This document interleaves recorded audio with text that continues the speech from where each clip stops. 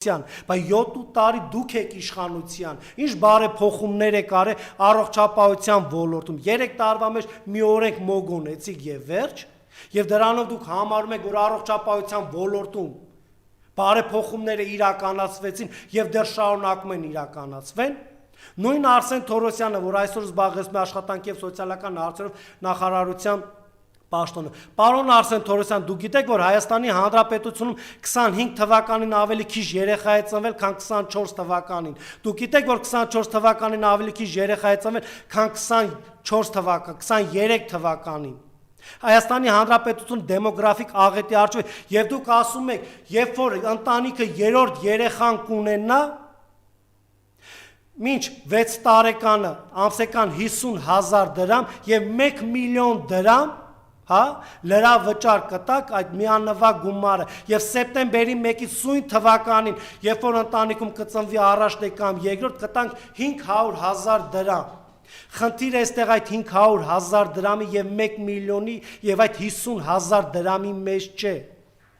Խնդիրը ավելի խորքային է, ծնելիության խնդիրը մենք չպետք է լուծենք, արդեն իսկ ձևավորված ընտանիքներում եւ պարտադրանքի միջոցով միգուցե երրորդը եւ չորրորդը ունենալ։ Մենք պետք է այնպիսի սոցիալական ծրագրեր մշակենք, որ Հայաստանի Հանրապետությունում նորաստեղծ ընտանիքների թիվը ավելանա, ոչ թե եղած ընտանիքների ուսերին դնենք Հայաստանի Հանրապետությունում դեմոգրաֆիկ աղետի խնդրի լուծումը հարաբերականորեն։ ՄԱԿ-ի կողմից սիրելի քաղաքացիներ, ընդունված է հետևյալ չափորոշիչները, որ եթե տվյալ երկրի ազգաբնակչության 7%-ը, ավելին է 55-ից 65 եւ ավելի, այդ երկիրը համարվում է ծերացող։ Եթե ազգաբնակչության 14%-ը գերազանցում է 65 եւ ավելի տարիքը, այդ ազգը համարվում է ծերացած։ Հայաստանի Հանրապետությունում պայմանական 3 միլիոն ազգաբնակչություն կա եւ շուրջ 600,000 եւ ավելի թոշակառուներ, արդեն իսկ Հայաստանի Հանրապետությունը այդ 14%-ը գերազանցել է եւ 20 եւ ավելի տոկոսի է, հետեւաբար Հայաստանի Հանրապետությունը ոչ միայն ծերացած է, այլ նաև դեմոգրաֆիկ ժողովրդագրական աղետի առջև են կանգնած։ Հայաստանի Հանրապետությունում ծնելիության գործակիցը 1.5 է։ Իսկ որպեսզի ազգը 100 տարի եւս գոյատևի, իր տեսակը պահպանի, իր իսկ երկրում պետականությունը չկորցնի, նվազագույնը պետք է ծնելիությունը լինի 2.2%, իսկ մեր երկրում արդեն իսկ 1.5% է։ Եվ այս խնդիրներից ելնելով փոխանակ մեր կառավարությունը քայլեր ձեռնարկի իրապես սոցիալական, տնտեսական ծրագրեր մշակի, որ Հայաստանի Հանրապետությունում ոչ թե տարեստարի ծնելիության թիվը նվազի, այլ հակառակը Հայաստանի Հանրապետությունում տարեստարի թեպետ դանդաղ, բայց ծնելիության դրական աճ ունենանք։ Սա մեկ, այնպիսի բարեհոգեբանական մթնոլորտ ստեղծվի Հայաստանի Հանրապետությունում, իրավական, տնտեսական, որ Հայաստանի Հանրապետության քաղաքացին երկիրը չլքի, դրանով իսկ չխորացնելով Հայաստանի Հանրապետությունում արկա դեմոգրաֆիկ ժողովրդագրական այդ աղետը եւ Հայաստանի Հանրապետության կառավարությունը այն ապրելակերպը 18 թվականից մինչ օրս որ ունի, քաղաքացիների մոտ անորոշություն է ներշնչել, ապագայի հանդեպ եւ ստիպված երկիրը լքում են։ Մենք պետք է այնպես անենք, այսօրվա կառավարությունը ի պաշտոն է, պետք է այնպես անի, որ Հայաստանի Հանրապետության քաղաքացին չլքի, Հայաստանի Հանրապետությունում ծնելիության աճ լինի, նորաստեղծ ընտանիքների թիվը ավելանան, նաեւ մեր երիտասարդությունն է ծերացել, նայենք բոլորս մեր միջավայրում, եթե ժամանակին 25 տարեկանում էին մարդիկ ընտանիք կազմում, այժմ 35-40 տարեկանում լավագույն դեպքում ընտանիք են կազմում եւ լավագույն դեպքում 1 երեխա են ունենում, առավելագույնը 2 երեխա։ Այսօրվա աշխատանքի եւ սոցիալական հարցերով նախարարը գոնե գիտի, որ յուրաքանչյուր 4-րդ ընտանիքը նորաստեղծ ամուսնալուծվում է հենց նույն տարում եւ լավագույն դեպքում 1 երեխա է ունենում։ Թող մտածեն այնպիսի ծրագրեր մշակեն, որ Հայաստանի Հանրապետության քաղաքացին սոցիալապես իրեն ապահովված զգա, բարոյապես իրեն ապահովված զգա, պայմաններ ստեղծվեն իրապես թոշակառուների համար, սոցիալապես անապահով ընտանիքների համար, նպաստառուների համար, հաշվանդամների համար։ Ես իմացա, որ շուրջ 1000 եւ ավելի ընտանիք զրկվել է այդ նպաստ ստանալուց, ինչ-որ գործակիցների հաշվան առումով։ Ես գիտեմ թոշակառուներ, որոնք զուգահեռաբար նպաստ էին ստանում, 1000 դրամով թոշակը բարձրացրել են և նրանց նպաստից զրկել են։ Հարց է առաջանում, այդ 1000 դրամը 30 օրվա ընթացքում այդ մարդու բարեկեցությունը ապահովելու է, որ դու իրեն նպաստից զրկել ես։ Ես գիտեմ անգամ աշխատող մարդիկ, որոնք ցածր աշխատավարձ են ստանում և իրենց գործատուին խնդրում են, որ իրենց չգրանցեն որպես աշխատող, որ կարողանան նպաստառու ընտանիք համարվեն, գոնե մի փոքր եկամուտ պետությունից, կառավարությունից ստանան, որ կարողանան իրանց ընտանիքի գոյությունը պահպանեն։ Դուք հասկանում եք ինչ խնդիրներ ունենք, այլ ոչ թե մի խումբ մարդիկ հավաքեք, լցեք ինչ-որ սրահում և երաժշտություն միացնեք և պարեք տրնգի անեք, ինչի ամեն ինչ նորմալ է մեր երկրում, մնացել էր պարն ու ուրախն ու խինդը։ Պարոն Փաշինյան, դուք հասկանում եք մեր երկրում այնպիսի պրոբլեմներ են խորացել և ահագնացել սոցիալական ոլորտում, առողջապահության ոլորտում, կրթության ոլորտում, մշակույթի ոլորտում, պաշտպանության ոլորտում, չկա այնպիսի մի ոլորտ, որտեղ դուք չեք ձախողել։ Այո, նախորդ իշխանությունները հարաբերականորեն այդ ոլորտերում փորձում էին բարեփոխումներ անեն, թեպետ ունեն ձախողումներ, բայց այդ իշխանությունները գոնե adekvat էին երևույթներին գնահատական տալի եւ փորձում էին ելքեր գտնեն։ Ախր դուք դա էլ չեք կարողանում։ Իմ մոտ այնպիսի տպավորություն, որ դուք դիտավորյալ ոլորտները ձախողում եք եւ դիտավորյալ տանում եք այդ ոլորտներում անկման, քաոսի եւ անորոշության, կամ դուք իրոք ձեր կառավարությունը եւ ձեր իշխանությունը ոչ adekvat է, կամ դիտավոր եք անում, եթե դուք դիտավորյալ եք անում, ուրեմն դուք տնտեսական, քաղաքական հանցագործներ եք, իսկ եթե ոչ adekvat եք, այդ դեպքում ինչու եք դուք զբաղեցնում բարձրաստիճան պաշտոն եւ ինչու եք դուք առհասարակ իշխանության ղեկին։ 7 տարվա մեջ ցույց տվեք ձեր կառավարության որ մի ծրագիրն է իրականություն դարձել, այն որ դուք օրենք եք մշակում, ընդունում եւ կիրառության մեջ դնում, որ իրականում փնթի օրենք է, չի տարածվում այդ շերտերի, այդ թիրախային խմբերի ողջ պրոբլեմների եւ հիմնախնդիրների լուծմանը, հետեւաբար այդ օրենքն էլ արդյունք չի տալ եւ ավելի է խորացնում այդ ոլորտը։ Պարզ օրինակ բերեմ, այդ վերադարձի օրենքը 20%-ի շուրջ 600,000 եւ ավելի թոշակառուներից միայն 300-350 հազարն են կարողանում օգտվեն, որքանով է անբարոյական դուք մի օրենք եք մշակել եւ կիրառության մեջ դրել, որը թոշակառուների եւ նպաստառուների եւ հաշվանդամություն ունեցողների ոչ բոլորն են կարողանում օգտվեն, այդ օրենքը 100%-ով կիրառելի չի Հայաստանի Հանրապետությունում օբյեկտիվ պատճառով, հետեւաբար այդ օրենքի հենքում բարոյականությունը բացակայում է, հետեւաբար այդ օրենքը չի կարող արդյունավետ լինել, եւ դուք շատ լավ գիտակցում եք, որ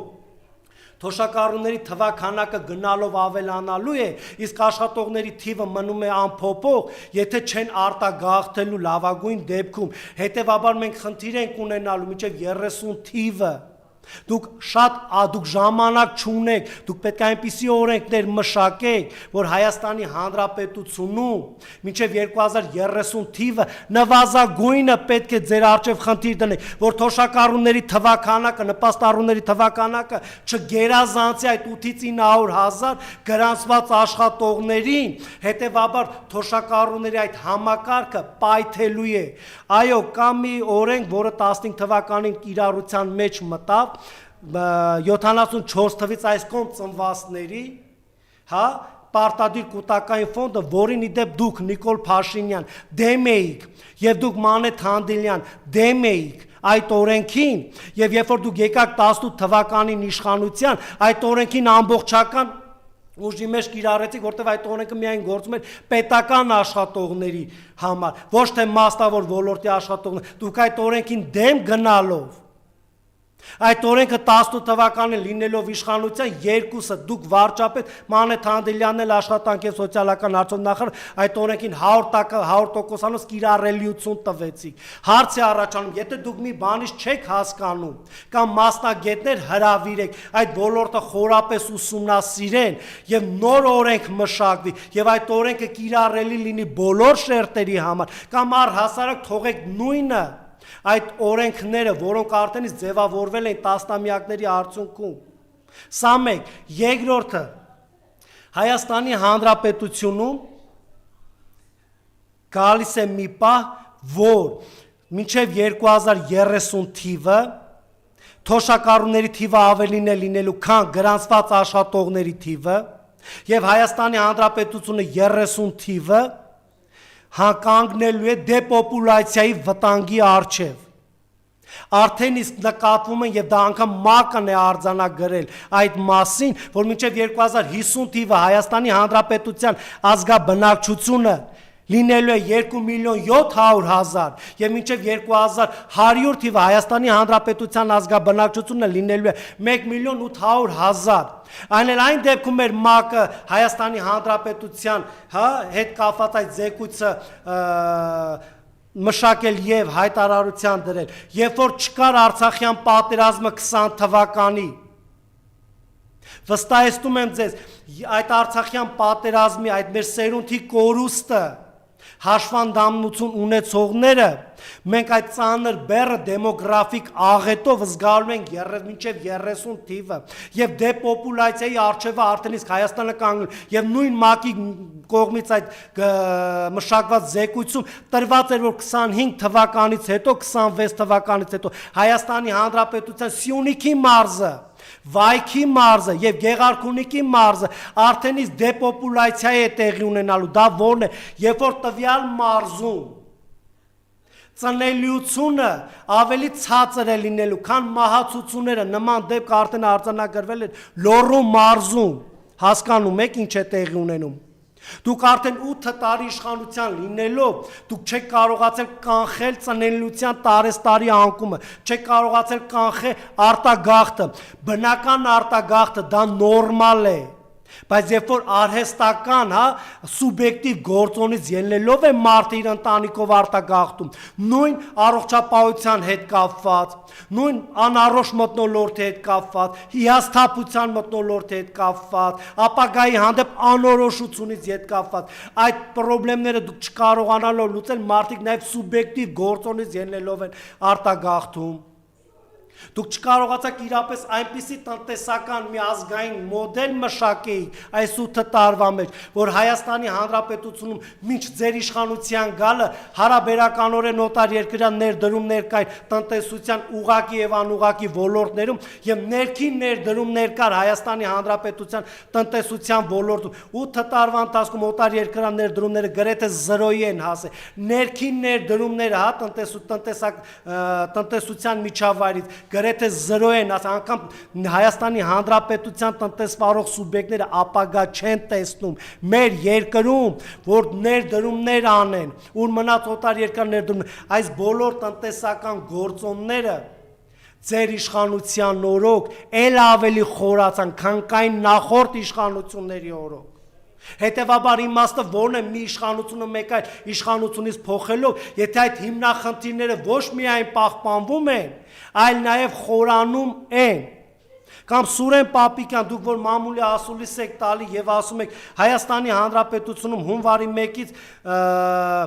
2 տարի զինծառայությունը կրճատվել է եւ 1 տարի 6 ամիս են ծառայելու։ Դա իր բացասական հետևանքները դեռ ցույց է տալու։ Այո, ծնողները ուրախ են, որ իրենց երեխաները 6 ամիս քիչ են ծառայելու, բայց մենք պետք է գիտակցենք դուք ի պաշտոն եք, որ Հայաստանի Հանրապետությունը ինչպիսի տարածաշրջանում է ապրում եւ իրականում խաղաղություն, հարաբերական հասկացությունը, որ դուք հրամցնելու եք այս ընտրություններին իշխան բանը ժողովրդին։ Հայաստանում խաղաղություն չկա, մեր սահմաններին խաղաղություն չկա, դա հարաբերականորեն ներքին պայմանավորվածություն է ձեր իշխանության եւ Ադրբեջանի իշխանությունների կողմից։ Եվ որն ամենակարևորն է, դուք կոչ եք անում, որ աղջիկները գնան ծառայության, իսկ ներողություն, այսպես թե այնպես կամավորության սկզբունքը կա։ Եթե ուզում եք պարտադիր գնան ծառայության, Վերցրեք ձեզանից, դուք ինքներդ չեք ծառայել, ձեր իշխանության բարձրաստիճան պաշտոնյաների 80%-ը չի ծառայել, դուք մի հատ գնացեք ծառայության,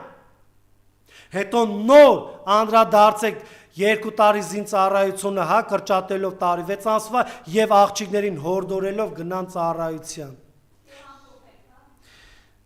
Ես կասեմ հետևյալը, սիրելի քաղաքացիներ, Հայաստանի Հանրապետության ազգաբնակչություն, ժողովուրդ բառը չեմ սիրում ես օգտագործել, որտեղ դա արժե զրկվեց 8 տարվա մեջ։ Հայաստանի Հանրապետության քաղաքացիներ, 2026 թվականին հունիսի 7-ին ընտրություններ են լինելու։ Ամենայն անկեղծությամբ եւ պաշտոնապես հայտարարում եմ, եթե այս իշխանությունները վերընտրվեցին, մինչեւ 2031 թվականը Հայաստանի Հանրապետությունը ժողովրդագրական առումով դեպոպուլացիայի առջև է կանգնելու, Հայաստանի Հանրապետության տնտեսությունը աղետի առջև է կանգնելու,